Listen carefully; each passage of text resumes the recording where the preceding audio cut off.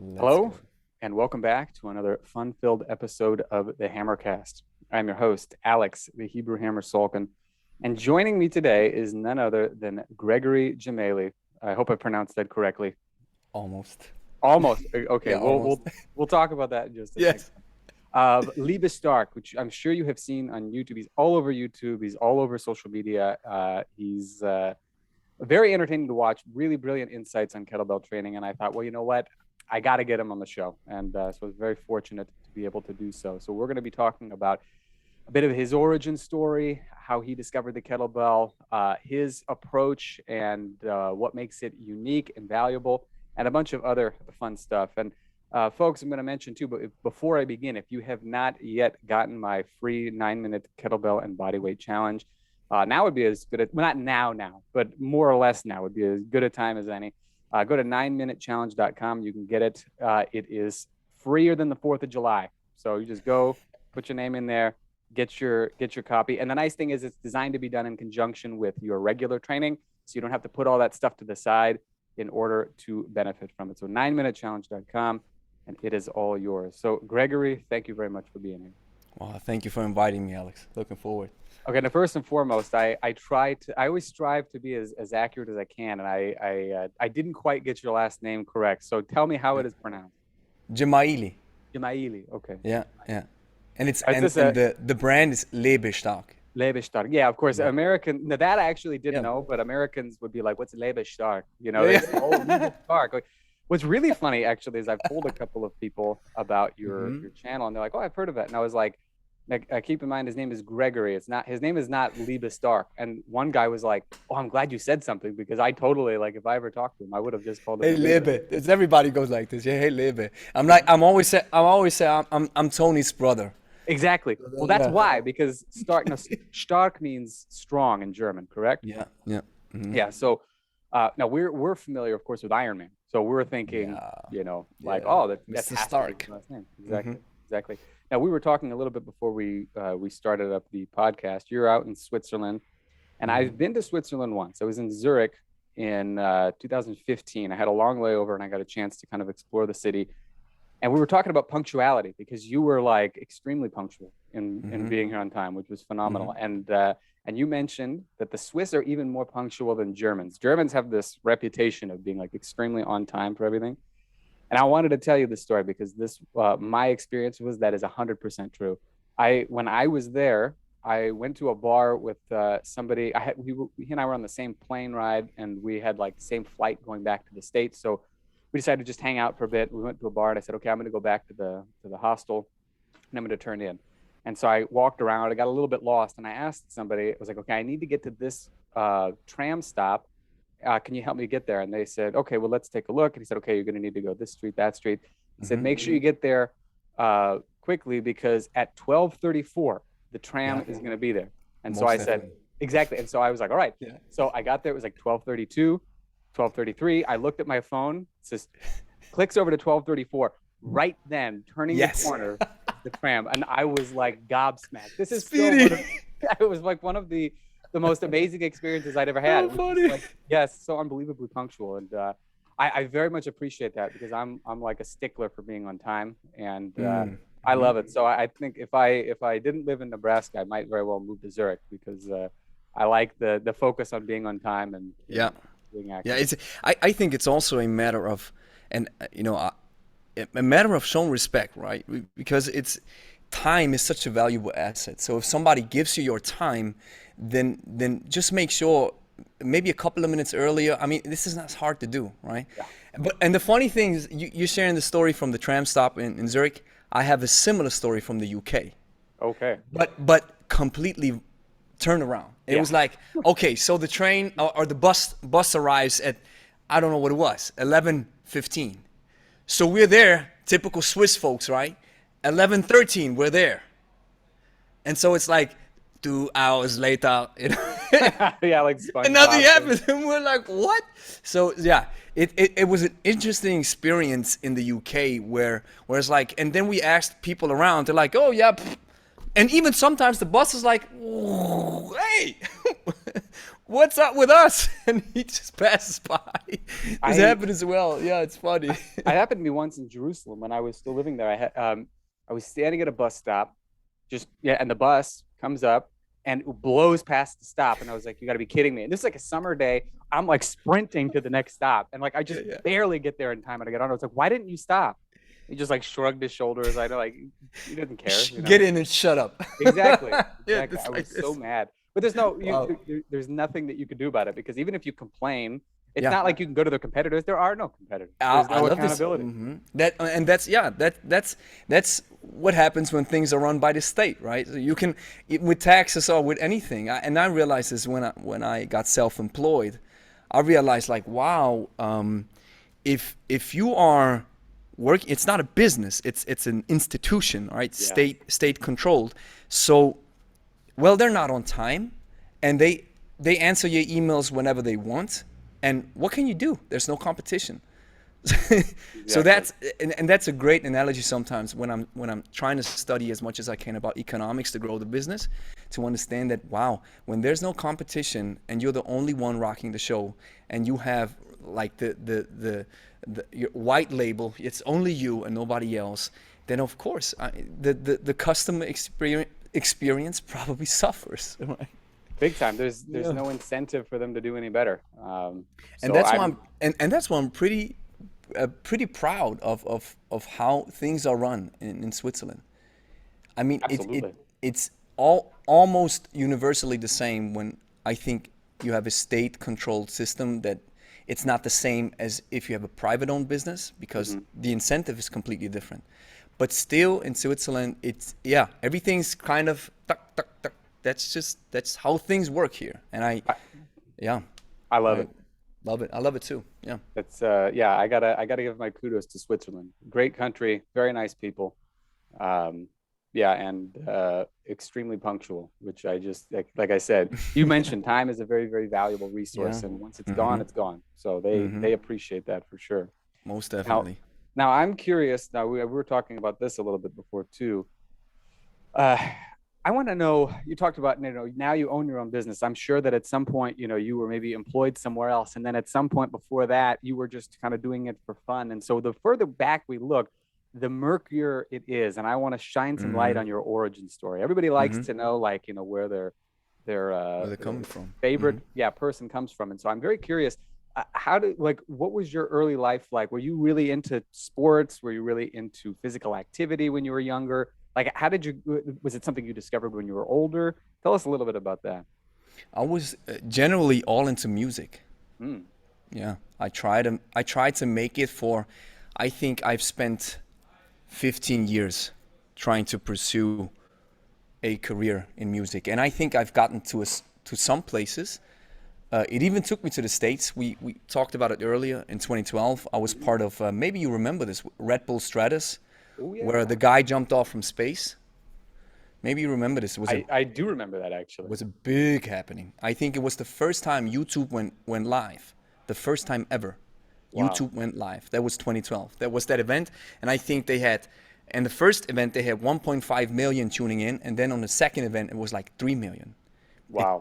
yeah, it broke all the numbers, and I was friends with Felix, the guy who jumped down from space, and we were watching his social like, you could literally do this right on the phone, update it, and he was getting thousands and thousands and thousands of new followers. It was crazy. That is impressive. That Yeah. I'm very Yeah. impressed actually that he didn't burn up on re-entry because I feel like that's kind of the story. Whenever like this, like Yeah. the shuttle will come back in, they've got to have these heat shields so they don't burn up. How did he do it? Like, was he just on the edge of the stratosphere? Did he have Yeah, I like think yeah, I think it was, if you ask me now, being a little bit older now and yeah. realizing how the world works a little bit, because what Red Bull got out of this was the biggest marketing stunt they Oh, for for, sure. I mean, this took them, I don't know where this took them, but this was like, and I think this is how Red Bull works. It generates, one thing generates so much clout that all the other stuff that they're doing is just for fun, right? But Yeah. one thing, then it's like the shotgun approach, like Netflix. One show carries everything. Yes. So to answer your question, I don't know the specifics, but I think it was carefully planned out that he doesn't get hurt because it was all about a marketing stunt. I Yeah. think a couple of years later, some Google dude jumped down from the same spot, a little bit higher. No experience, no anything, just jumped down and broke his record. Oh God. That's Yeah. Yeah, nobody heard of it. Nobody heard of it. That's what, marketing. It's all about marketing, man. I had the absolutely. conversation with John Duquesne, RKC, Pavel, the early days, all about marketing. Absolutely. Yeah. And he's a master of it. I mean, he studied with Dan Kennedy, and yeah, he's a It's very, very smart heavyweight, guy. man. So I was really into music. So and that was the epitome where it took me. I was writing a song for his jump. And to make a long story short, I think, yeah, like I said, I invested 15 years of my life trying to pursue this goal. And then I was always employed in different areas and or different jobs. I was working different jobs. I was a completely different person back then. Hmm. And one day it dawned on me. I was like, okay, I mean, you hear this all the time, and I think that's why my story is maybe a little bit funny, because you hear it all the time. It's like, oh, you got to grind, you got to hustle, you got to follow your dreams, you got to do this, blah blah blah blah. When in reality, I believe you have to ask yourself two questions maybe one day. Is my grind not working out? If your grind is not working out. And if it's not, you have to ask yourself two questions. The first one, I think, is, do I have to work harder to achieve it? Or do I have to adjust Yeah. my strategy? So in my case, I think I've adjusted. And then after the music thing, I was trying to really make it happen in the corporate world. I got a new job at a great firm, which went great in the beginning, but then it took a different turn. So then I always tried to do something on my own. I always felt this. I think this is something that I always felt. It was like I want to move something, and I just want to, yeah, do something with my life. And yeah, and then one day I think that was summer 2015. I was employed. There was a time in my life where I was employed as a fitness instructor, and in 2009 I started lifting seriously. So since then I haven't stopped. So this is my 13th year of consecutive training. But before then I was just a little bit active, like, regular guy is probably. But since 2009 I took it seriously, and that was such a huge passion. I've discovered the weights as a passion that I then really wanted to focus on getting employed in that gym that I was training at. And then, long story short, I got the education. Then I started working there, but unfortunately didn't turn out the way I think it's always in many cases, it's the work culture. I loved weights. I loved training. I loved helping people, which has accompanied me until today. But the philosophy that this type of gym was pursuing didn't work out. And I always ask myself, I'm like, wow, how is this possible? We have 1,200 people signed up as members, and I always see the same 20 faces. What's going on? Something's wrong with this system. And then we treat everybody the same, right? It's you have a leg press, you have a leg extension, leg curl, then you have a chest press, a lat pull down, then a row, then a crunch and a rotation and a back extension. 8 to 9 exercises, everybody gets the same stuff. And that really bothered me. And it was in that gym I met Felix, the guy who jumped from space. And when I went to the States with him to Roswell, that was the first time I saw kettlebells in action in real life. I remember this. Now, was this at the event, or was this just happened to be at a gym that you were training It was at? a gym. Yeah, it was a gym, right? We were sitting at a hotel, situated in a hotel, and next to the hotel there was this huge gym. And that was my first experience of an American gym where, like, outside it's like 30 degrees Celsius. I don't know what's that in Fahrenheit. Quite high. Quite high. So hot, right? Like And then you go in 90 something. Then you go into the gym, and you're freezing to death. I was like, hey guys, this is so cold. So the next day I pulled up, I had to get a pullover because it was so cold. And Felix, he was working out with his coach then and there. he was his conditioning coach, and they were using kettlebells.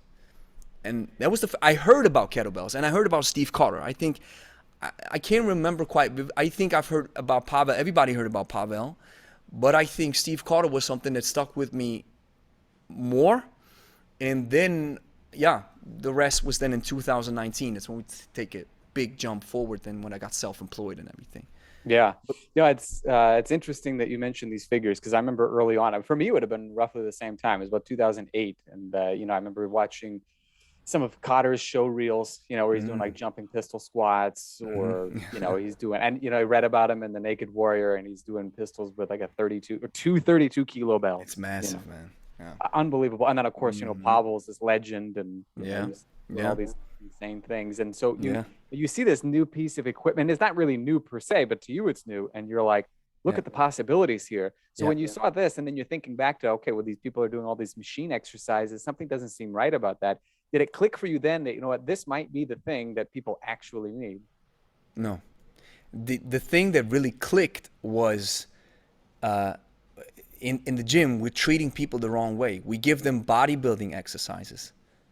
We isolate them to a certain degree. And most people just, they come from an office desk job, and then they sit around all again when they work out. They should be standing. So this was kind of like my approach, where I started like, and when you move your body, how about doing a bench press where more muscles are activated? And how about doing a squat, a natural movement, right? I'm not saying, and this is important, and people sometimes misunderstand it. They misinterpret what I say. They think I say, well, machines are bad. No, they're not bad. I don't think they're bad. They serve a purpose. But when you track down what happened actually when Arthur Jones came up with Nautilus and all these machines, the rise, I love it. John Duquesne called it the rise of the machines. Yeah. Like the Matrix. Terminator-esque, yeah. Yes, or the Terminator, yes. And then it took, I just felt something is wrong.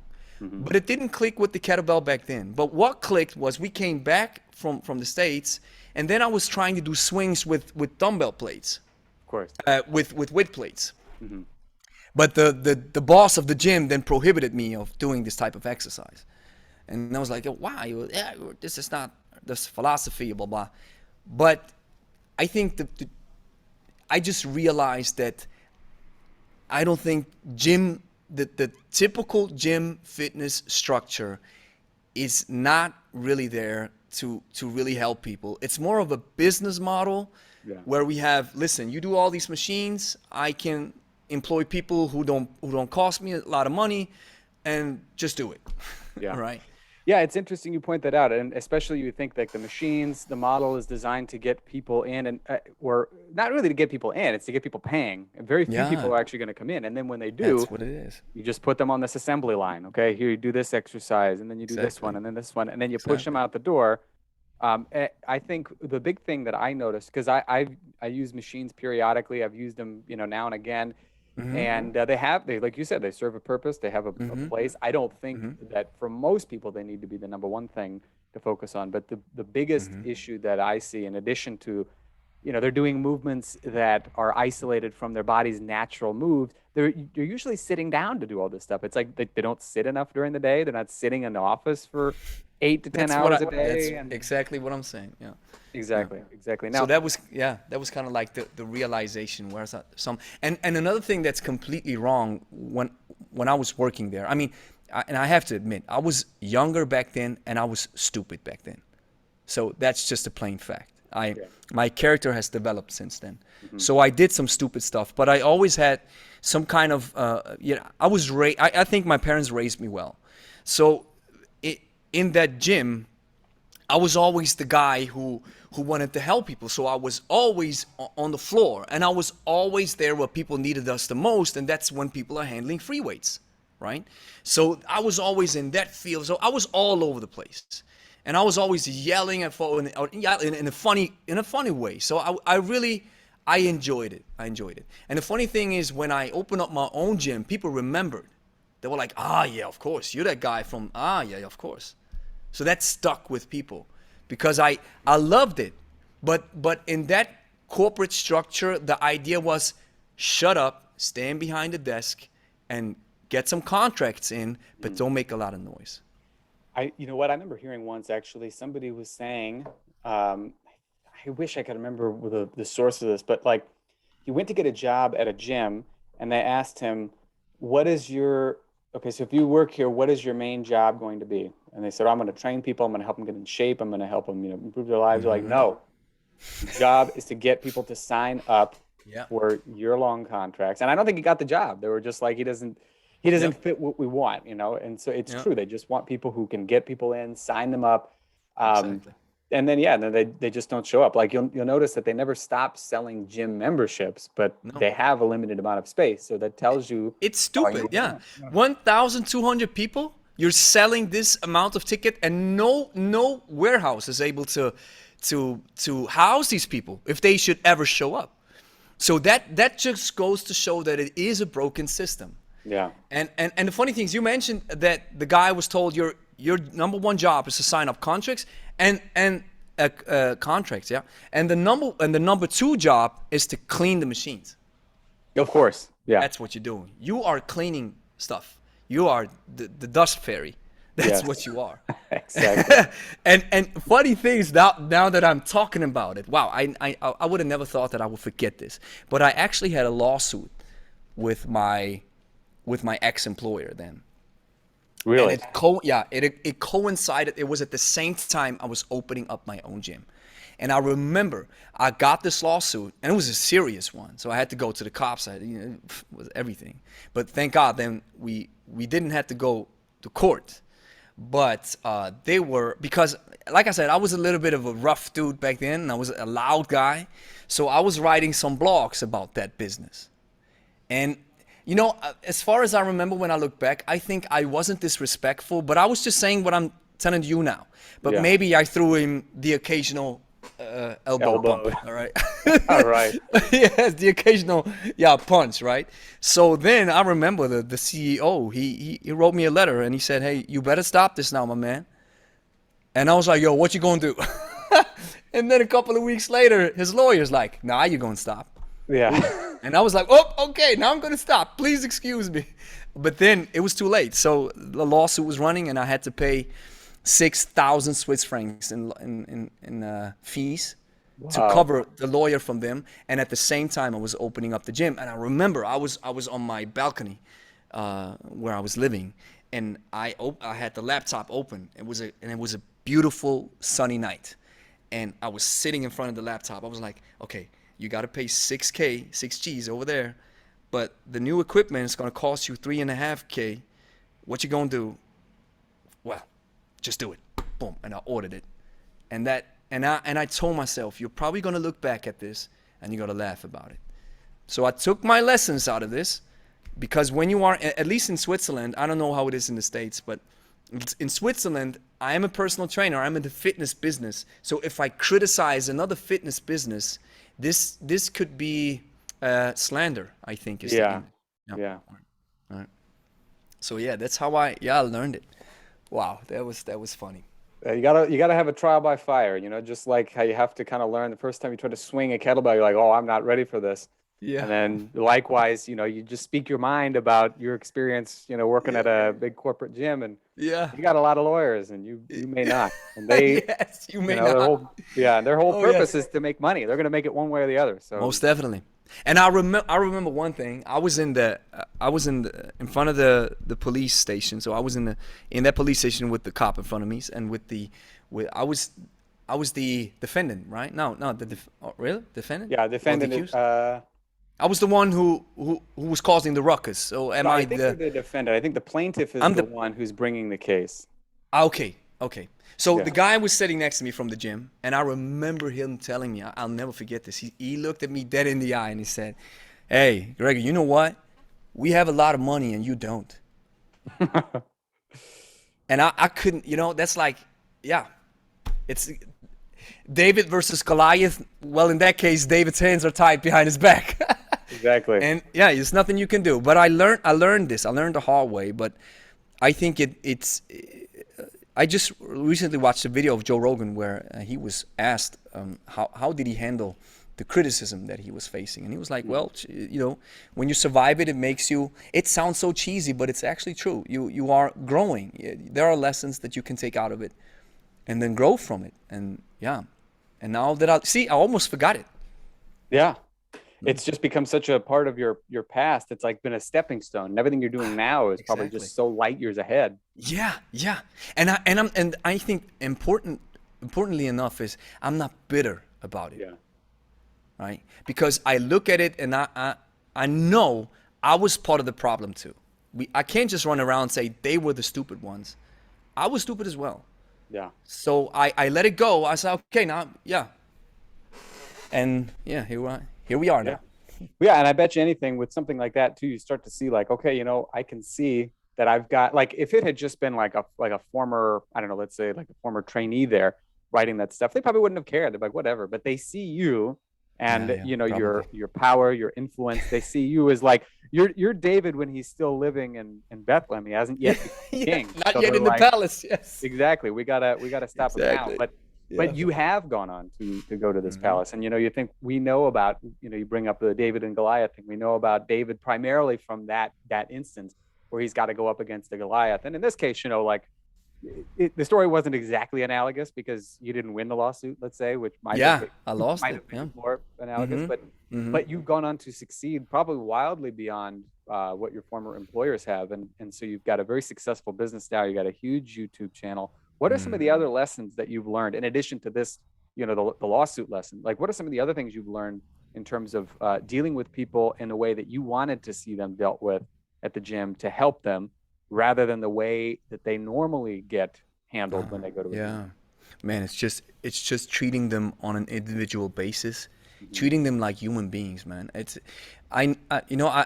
I realized that with a economic system, the way a gym is set up, it's impossible to do. I understand this, but I think this is exactly the problem. Mm-hmm. You're not able to handle people individually. So we and that's just a funny question. Ask 5 people and tell them, hey, is it okay if we just treat you like a bunch? I mean, if there is like a group setting, people do understand that, yes, I don't pay as much, so, right?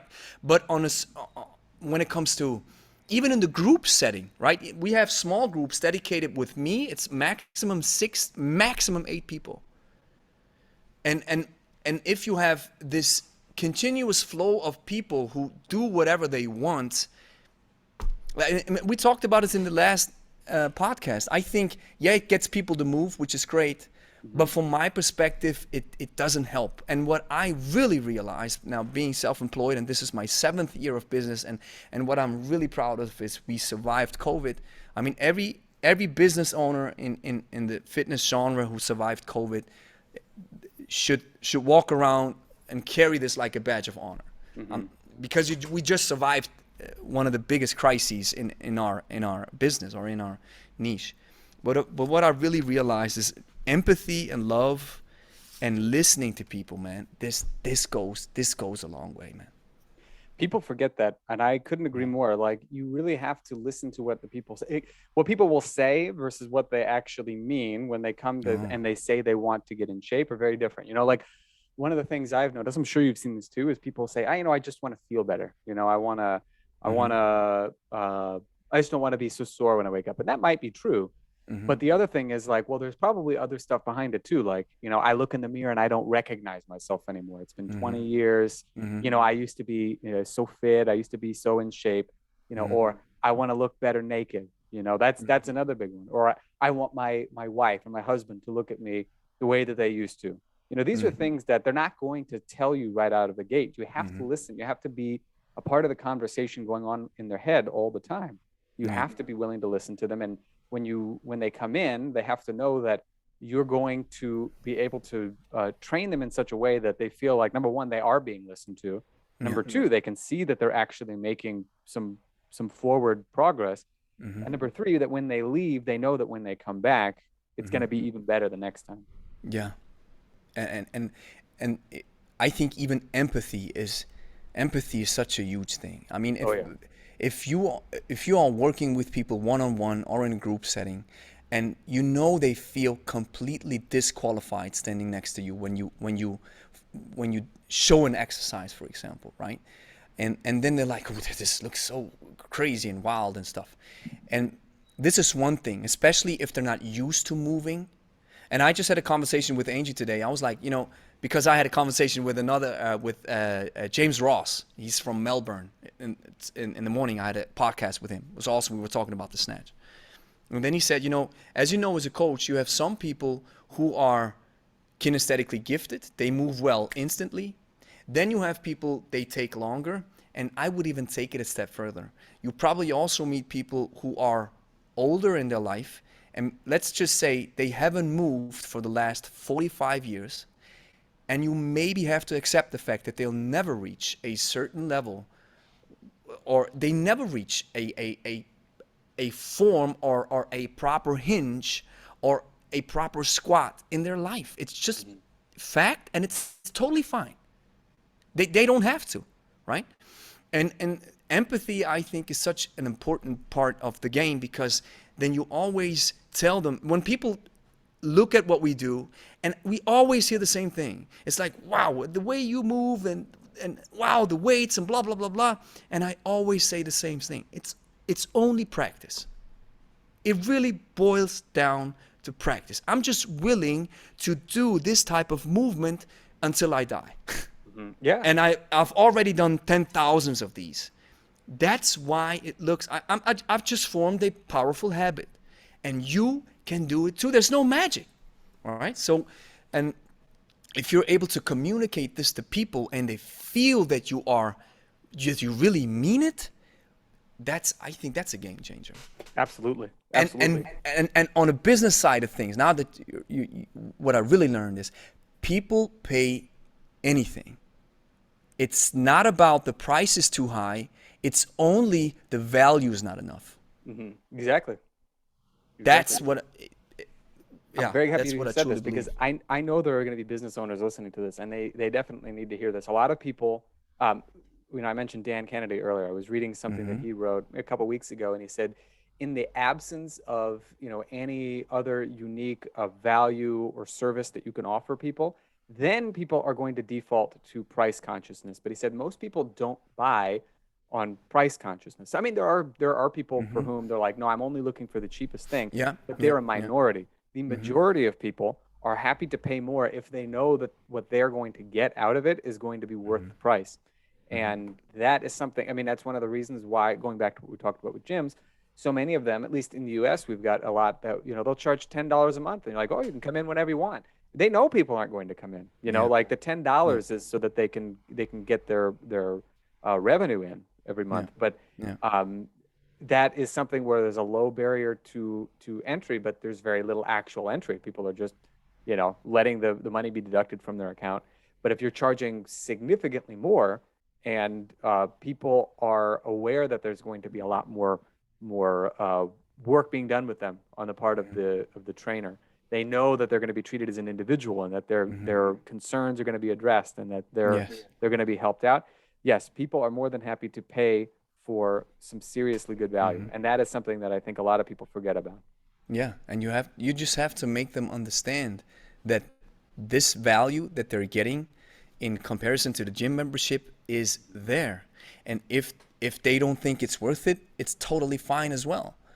And I recommend all the gyms around here, and not recommend from a training perspective, but if somebody walks up and like, oh, nah, that's too pricey, I'm like, okay, listen, down the road you find this guy, up there's this guy, they're cool people. Just show up and tell them hello from Gregory, because I simply don't care. And that's another thing that I just don't care. You could have 5 personal trainers or kettlebell coaches come in here. I don't care, because I know what I am able to deliver, and that's what counts. That you know exactly what you are worth, the value that you are presenting. And then if you undercharge, or if you don't charge as much because you think, oh, then they're going to say no. Well, it's good that they say no, because these are not the ones that you're probably that are the best fit, right? Right. And what I love as well is, you mentioned Dan Kennedy. I just bought a course from Frank Kern because I want to upgrade my marketing skills, right? And when we started the podcast, I love what you did, man. You were like, hey, before we get started, make sure you got da-da-da.com, and hey, download it, and then you got da-da-da.com. Yes, man, get those leads in. And then you're able to, hey, listen, this is what you're getting, right? You give them a little bit of stuff, Mm-hmm. and then you try to, you have to be in their face. Absolutely. If you're not doing this, then, for example, in our case now, why do people think, wow, we're growing at a rapid rate, right? And Mm-hmm. why do people all of a sudden consider me and Angie and what we do on a certain level as an authority? It's because I'm always in your face. And I Absolutely. try to learn. I mean, I want to learn this stuff, but I'm always in your face. That's what it is, right? No, you'll like this. I don't know if you've ever heard of Zig Ziglar. He Yeah, was yeah. Yeah, yeah. yeah. He had a great saying. He said, "Timid salespeople have skinny kids." Oh, I love this. Yeah, and I Yeah. think one of They the can and feed them. I'm very much not shy about selling, and and the reason why is because I really believe in what I do, and like people aren't interested. It doesn't offend me because I know that okay, well, maybe they'll be interested in either what somebody else offers, or maybe they'll be Yes, interested in something else later on down the line. most But definitely. one of the big things that I think is very important is that like people, particularly trainers, I think they're somewhat timid about trying to put their ideas out there. And the whole point of doing this is because you believe you can help people. So just imagine for a Hmm. second that you knew that you could run into the middle of the street and grab somebody who's about to be hit by an oncoming vehicle that they don't see, but you're Hmm. worried, oh, well, maybe they're going to be upset that I ran up and grabbed them and ran with them. Yes. It's Oh, like that's a good if you one. have something that is going to help them, Hmm. you have a moral duty to let Oh, I them love know this. about it. Yeah. Yeah. And this is a little bit more of an exaggerated case, like saving someone's life from an oncoming vehicle versus defending them against obesity and weakness and Hmm. mediocrity or whatever. Hmm. But at the Hmm. very least, you have the duty to tell them about it and Hmm. let them know that it exists because they may not be interested in hearing it the first time. They may not react until the 100th time or even longer, but you have the duty to tell people about this because Exactly. if your whole Yeah. point is that you want to make an impact on people, you have to let them know how you can help them. I know I can't help everybody, and so I'm very clear on what I do offer. I'm sure it's Hmm. the exact same thing with you. Like people come into you, like you said, and they say, I'm looking more for this, or oh, this is a little bit too expensive. Well, you want to help them, and so you send them to people that Yeah. you know are good Yeah. and are more That's what it likely to is. be able to help them. That's what it is. I think just this scarcity mentality. If you get rid of this, it's like this guy's taking my cake, or this coach is taking. No, I'm no, they're not because the cake is big enough for everybody. First of all, and recommending people shows that you have a large network. That this guy knows everybody. Yeah, I do. So maybe this guy can help you. Maybe this guy can help you. What are you trying to focus on? Trying to focus. I'm just trying to focus on rehab. Well, I know a great physiotherapist down the road. Say hi from Gregory. Yeah, I can help with just one sentence because I don't have the scarcity mentality, and I never try to bind people in our in the when they subscribe to our services. I hmm never bind them. I never do this. No automatic stuff. Nothing. I always ask them, or they get offers, or they get whatever. But it's never, oh, when you sign up, then you're gonna automatically renew. No. Hey, you want to leave? Totally fine. I hope we have been able to plant some seeds in you. exactly. Godspeed to you. It, it's as simple as that. Yeah, I think the problem that a lot of people have is this, like you said, the scarcity mindset. It reminds me, years ago. This is before I became, the kettlebell and calisthenics maestro that you see sitting before you from, different time zone. But I was in sales and I sold. You probably would not have heard about this living in Switzerland, but in the U.S. it's very popular. It's called Cutco, which Mm-hmm. is it's you may have seen it in like movies that used to be a door-to-door knife sales sort of a thing, and now Mm-hmm. they don't operate door to door anymore. It's through like referrals or whatever. Mm-hmm. And I remember one of the top guys in the office was a guy named Johan Johnson, not Mm-hmm. Johan. It's spelled like Johan. Johan. Ah, Johan. Johan. Yes, and Okay. couldn't have been a nicer dude. A very effective salesperson. In fact, he had sold so much he was in the Cutco Hall of Fame. Wow. Yeah, from selling cutlery, he was able to buy a house. You know, he made a very good living doing it, and he was a pretty young guy. I think he was in his 20s at the time. This is like 2009. I think, Mm-hmm. yeah, he was like late 20s, something like that. Mm-hmm. Um, but I remember our manager of the office saying that he had like 1,200 clients. And I was like, you know, there are 450,000 people in Omaha, and this guy has made such a great living off 1,200. There's no reason anybody couldn't make, you know, couldn't get half of the clients that there are, or I'm sorry, half the clients that he had, Mm-hmm. and you know, from completely different people, completely different backgrounds in the same Mm-hmm. city, and Mm-hmm. make like a really decent living. But a lot of people still had this kind of scarcity mindset. Oh, what if they say no? What if they're not interested? What if they've already heard about Cutco?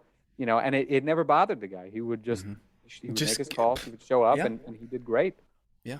And I Um, bet you he was. I bet you he when he showed up, he probably knew their names already. yeah, He probably, you know, he probably knew maybe from some form of um, data. He maybe knew some stuff. And sure, that I just recently, for example, another thing that I've really learned is I just recently got a somebody applied for a job. So we don't hire anybody, but somebody just applied for a job in our gym. So I got the message, and there were instantly 5 things he could have done better. First of all, check the website, check who's behind it. What's the name of the owner? I mean, I have myself, Angie, and our dog Gypsy right, on the website at the About Us page. So you could have just started with, "Hey, Gregory, Angie, and Gypsy, please say a bark to him for me." right, That would be like, "Hey, wow, hey, that's a cool dude," automatically. And then he follows up with, "Hey, it's just generic, average, completely average." So then I texted him back. I wrote him an email, and I said, "Hey, man, you know what? We're not trying to hire anybody, but if your job application would have been a little bit more over the top, we probably had a phone call. yeah, But not like this. Never heard anything back. So I hope this serves them some value to a certain extent. But just you know, when people come in, you remember their names, right? Or you say hello. I love this. I love what Jim Rohn said. I love Jim Rohn. I've watched like so much of his stuff. it was great. Yeah.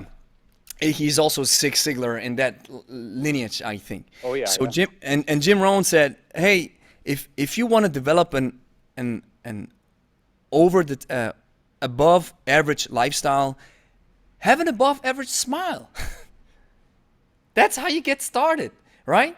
So I always imagine when people walk into the gym, and I'll be like, "Hey," or when I open up the podcast, I'm like, "Hey, what's up?" And sometimes it's funny. Sometimes the guests be like, "Hey, oh, hey, Gregory, how's it? Hey, it's going to," you know, because I'm excited that you're here, right? So, absolutely. and that's just show excitement, show love, show empathy, listen. It's yeah.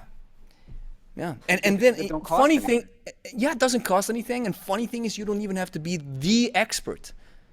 You can take the greatest expert that you have, and he's a complete failure as a human being.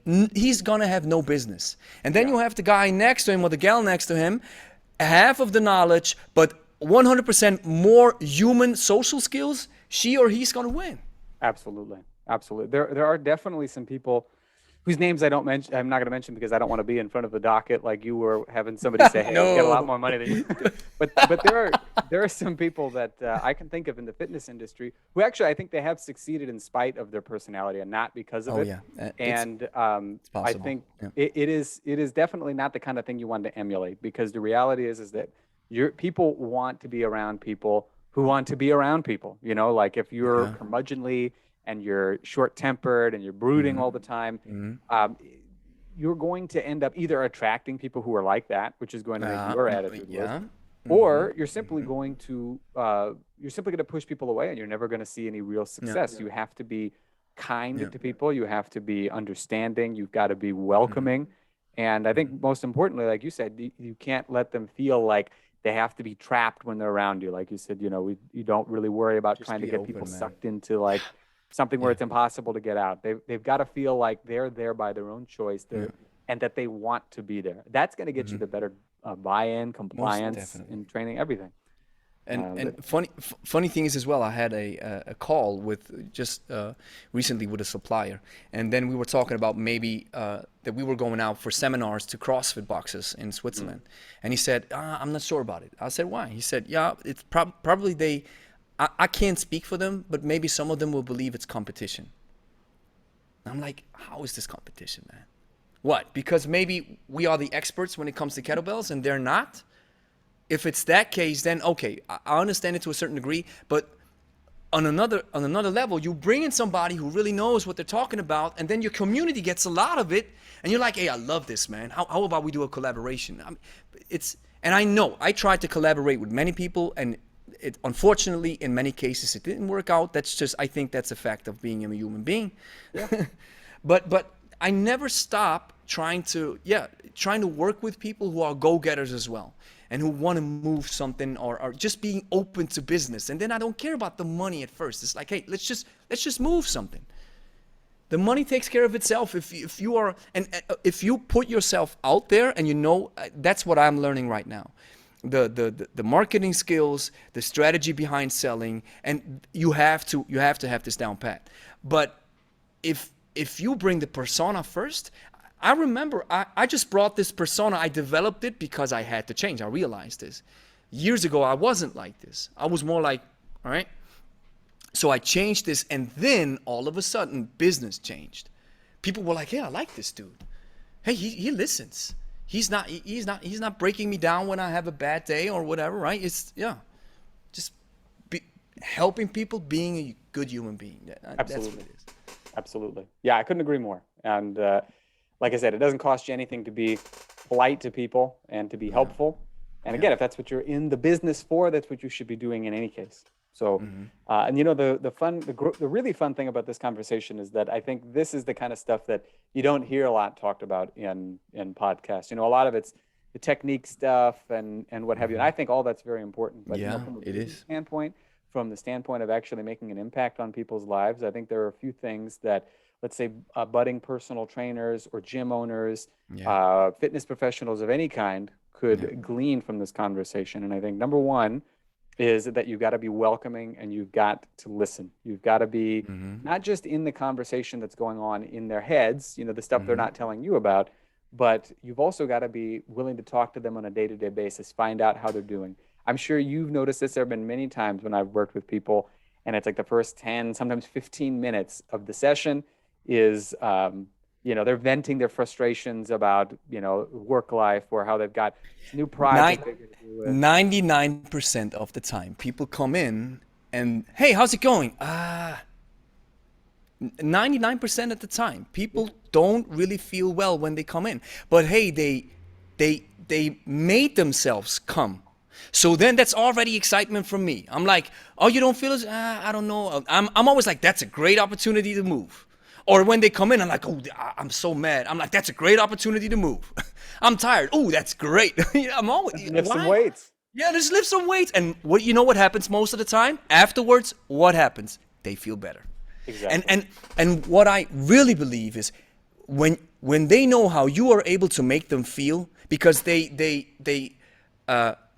identify the training and the strategy that you give them. They identify this with you.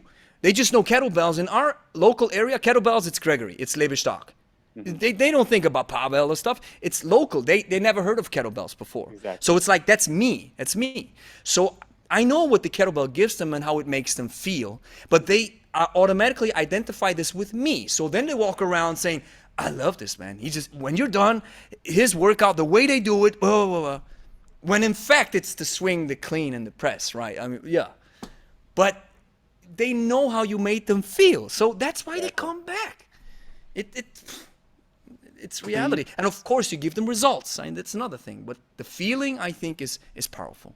I think the results part is in many ways the easiest part because we already know what works and we already Yeah. know how to teach people how to do it. Yeah. But Yeah. if people leave feeling worse, they're being dragged down, the Yeah. conversation is like on the depressing news of the day, or you're in Yeah. a bad mood, like it doesn't matter how effective the training is going to be. People Yeah. also want to feel good and they want to know that they're in Yeah. an environment that's supportive of them. They've got a community of people who are cheering them on. They don't see it as a competition between the people in the gym. They see it as a competition between them, who they are today and who they were yesterday, and then who they're going Yeah. to be tomorrow. And Yeah. that's the really important part. And I think on a final note, Yeah. what I think is so important is to, man, I know we live in a world where it seems like it's a little bit upside down, but I truly believe that your feelings are most of the time out of whack. Yeah. It's like I always consider feelings like the waves in the ocean. They go up and down, up and down, up and down. So sometimes it may be that some client is looking at you a certain way, and automatically a feeling pops up in your stomach like, oh, they're not listening. They think you're not worth it. They're just here because they had these stupid feelings come up. And then what I've really learned, and that's what I've also gleaned from working on YouTube with the comments, I just let it be. Yeah. Because I know it gets to me when I start digging in. Yeah. I ignore it. I ignore it, and I just work with common sense. And they pay. And the funny thing is, when YouTube is something else, I just ignore most of the noise. But when you pay me and you come into my gym with a face like this, I'm still happy because you pay me. And at the end of the day, it may be, I've realized this as well. Sometimes you have to let clients go when things don't work out. I mean, that's another reality.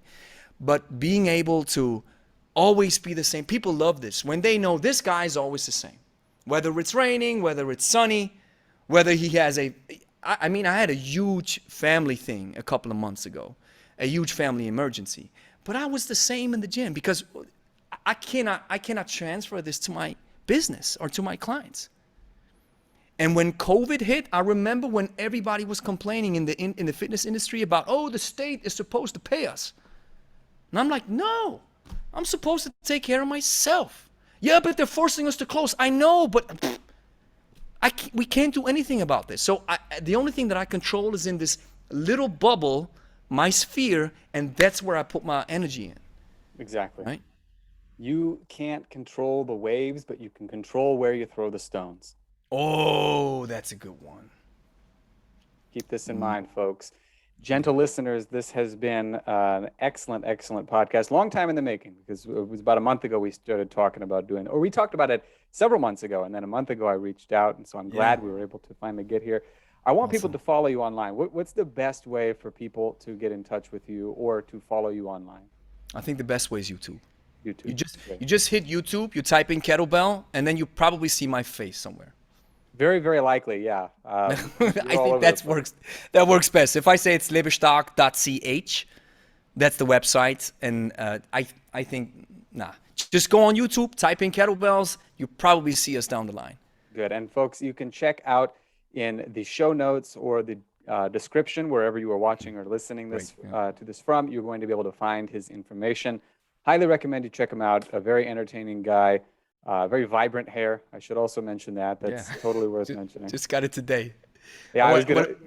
Get the silver fox again. Now it's a little bit blonde, but the idea is to get another thing that I got for marketing, because I'm like I love what I do, and the silver hair just gives me some, right, stands out a little bit more. So I'm trying to, and I just love it. It's great. No, it's awesome. You will see it if you check out his YouTube channel, folks. So, Gregory, thank you so much for being on the show. I truly appreciate it. It's awesome. And folks, as always, have fun and happy training.